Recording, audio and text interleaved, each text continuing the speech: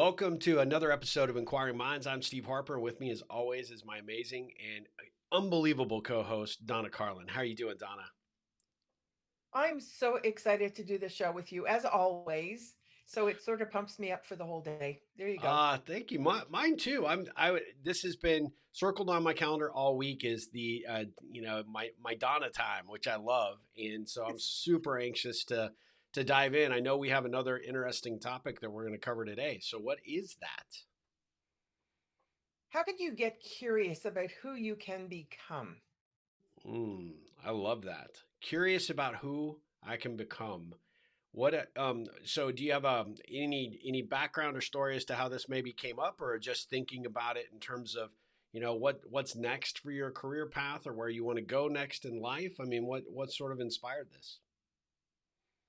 It's my conversations with so many clients, some of whom find themselves looking for a new opportunity because they've been doing what they've been doing for so many years Yeah. and they want to expand on it. They want to not just do subject matter expertise stuff, say they're techies and they want to get out of the tech realm and do more in the way of leadership, or they want to see what they can do. And it sort of hits them saying, I've always done this because I've always been good at this. Yeah. What if I could do something different? What would that look like? That's where they start getting curious about what's possible.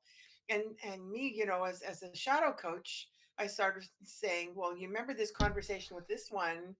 It was so apparent that your leadership is paramount. It's yes, the Yeah. technology that work that you do is critically important.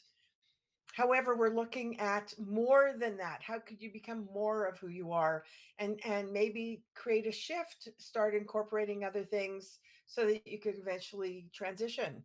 And it's amazing when that light bulb goes off Yep. and they say, what if? When I hear the what if, I know that they're considering options that never occurred to them before.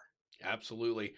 Well, one of the things that I've talked about with my coaching clients is that we have this tendency to when we were younger, when we were kids, we approached life with this wide-eyed enthusiasm, right? This anything is possible kind of mindset, and you were doubly lucky if you had parents or family or friends that sort of promoted that. That's where your best creativity and sort of your imagination really was allowed to play and take off. And then we get into these career paths, right? And we sort of settle into what we need to do day to day in order to pay the bills and keep a excuse me, a roof over our head. And we get stuck in sort of limbo, I think, and we stop imagining, we stop playing, and we stop thinking about, what do I really want to become? And if you think back, and I'm looking at it from coming at this and entering my 51st year on the planet. My next trip around the sun is, my best years are ahead of me, not necessarily behind me, and trying to figure out what I really want to be spending my time and putting my effort towards. And some of that may apply to what I'm doing currently from a career path perspective, and some of it may not. And there's just so much value in starting to put that little kid hat back on and reimagining what you might want to be when you grow up. And I think that's what resonated with me with this topic. You did not know this before we recorded this episode, but just this morning, it's kind of funny. I think life is trying to tell me something. I had a great conversation with a guy at the gym. We were sitting in the sauna, and he's a little bit of older gentleman. I noticed him and I paid attention. He doesn't say much, doesn't ever really kind of engage, but he has this very vigorous thing that he's doing to his skin and to his face and his ears. And he's from Asian descent, so I assume he has some experience kind of making sure he's got blood flow and all the right things to keep the wrinkles off. And he looks great, but he's definitely older than me. And today he engaged me because he was like, "You bring your phone in here and you're listening to music or podcasts?" Or and I said, "Oh no, I like to be learning something when I'm at the gym, and so I generally have a podcast or master class or YouTube video I'm watching." And he said, started talking to me about how his device had would overheat, so he could no longer bring it in for his music. So he just found this other kind of thing he's doing. And next thing I know, I learned that he's from and was a pharmacist for 30 years, and he's committing to this whole new generation of kind of approach to his health, him and his wife. And he said, my goal is to turn back myself 20 years. And I couldn't, I couldn't help but ask, like, I'm curious, how old are you? And he looks like he's probably in his 60s, but he's about to turn 80. And he said, my goal is by this time next year, I may turn and look like I'm 50. He said, I work out vigorously. I'm doing all these things, and I put a lot of time and effort and research into kind of a better and healthier lifestyle. And I just walked away so fulfilled because he really said that he had spent so much of his time not focused on himself. And now, with this next chapter of his life, he wants to inspire others to do the same. And I just couldn't believe that it was such a gift, just an unexpected gift. But he's somebody that's truly dedicated to what we're talking about here, right? Rethinking, reimagining, and actually doing. It's so funny because, in my younger years, I was absolutely focused that I was going to be a musician, no ifs, ands, or buts. And I practiced every waking hour, that even some hours where I should have been sleeping, I was practicing, because really it's so competitive, especially if you want to be an orchestral musician and a percussionist on top of it and a female on top of it. And in a time where there were maybe two permanent percussionists per orchestra that were hired, the rest were always extras. Yep. So, you know, did that deter me? No. Did I take up a secondary, I wouldn't call it career, but path that could pay the bills so I could, Yeah. still be able to do the music? Yes. So in the days pre computers, I learned how to be a bookkeeper because everyone needed a bookkeeper. And I was able to pay the bills while still playing the odd gig till I got a permanent position. And that was my entire focus. And I Yeah. did get that job, as we talked about in a previous episode, and what it was like, to play in a world class orchestra. It was incredible feeling. You had to work your butt off, and it wasn't a 9 to 5 job. But it was something that I loved every minute of. And Yep. only after I left that career and went into what I'm doing now did I ask myself on a regular basis, well, what if I could bring this to the table? What if I was able to do this and this, not this or this and this? And I Yep. kept expanding my offerings until, what I was giving to the outside world was so unique to me that I didn't have competition. And I still remain curious. I've been in this job, it's going to be 40 years this fall. Wow. Yeah, it's mind boggling. That's not a job, it's a calling more than Yep. anything else. Yep. So, really, I'm doing more of that. The curiosity, what am I missing? What haven't I considered? What if I could approach things in a totally different way? Because I don't have to prove myself to anyone anymore. I don't. What somebody else thinks of me is none of my business. That's the way I look at it. So, in that respect, I could play around with what I offer. I could look at a client and say, "Hey, you want to be my guinea pig? I'm going to Uh be huh. trying this. You want to dive in and help me out with here?" And the answer is always a resounding sure. Yep. Sound like I have a grin on my face. They figure I'm going to cause more trouble. It'll be good. And I'm going to invite people at all stages of their careers to ask that question, what if I could do more, bring more to the table, become more of who I am? Be more curious about what I'm capable of doing. Yeah. Your world will never, ever be the same if you approach every day through that curiosity. That's true. I mean, that's the key, I think, is getting people to think about what they really want for themselves, right? Curious about who you can become right now, not 5 years from now, not 10 years from now, but right now. And having that sort of sense of adventure and your willingness to look at things like I referred to back when you were a kid and everything was possible. You could be a doctor, you could be a lawyer, you could be an astronaut, you could, be one of the potentially one of the characters from Star Wars or one of the big, movies of the time. But at the end of the day, the imagination sort of gets beat out of us by, the regular career paths in the working world, which really wants to sort of, by its nature, kind of keep you under its thumb and, sort of always focused on the work ahead. And I do think that the biggest issue that I run into with a lot of my coaching clients is they lack that genuine curiosity. They may be coming to me for a very specific problem or to address a very specific need, but most of them haven't even stopped to think about all of the world of possibilities that they still have yet to discover. And you can't discover it if you're not curious.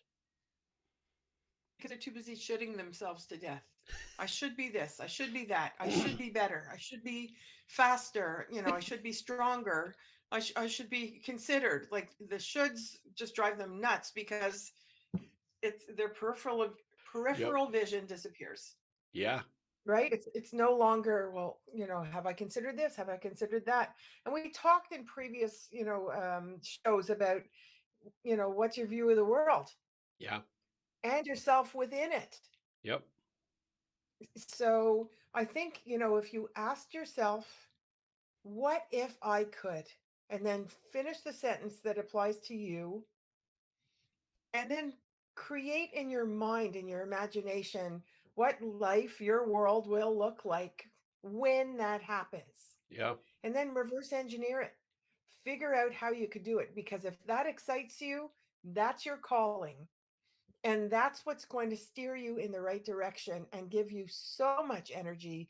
Like that man that you met at the gym Yep. today, he was excited about life. He wasn't looking at the last stage of his life.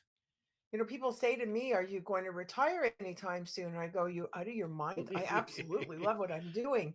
I will always work in some capacity. Retirement is just not in the cards for me." Yeah. Why would I do that? Because there would be a fundamental part of me missing if I didn't do what I do, because I love it so much. Yeah. Yeah. I think you and So I share that in common. And, the thing that I love about the work that we get to do is that we're constantly learning, and that curiosity leads us to new new adventures that we can take our clients on, new approaches that we can implement, new strategies and ideas.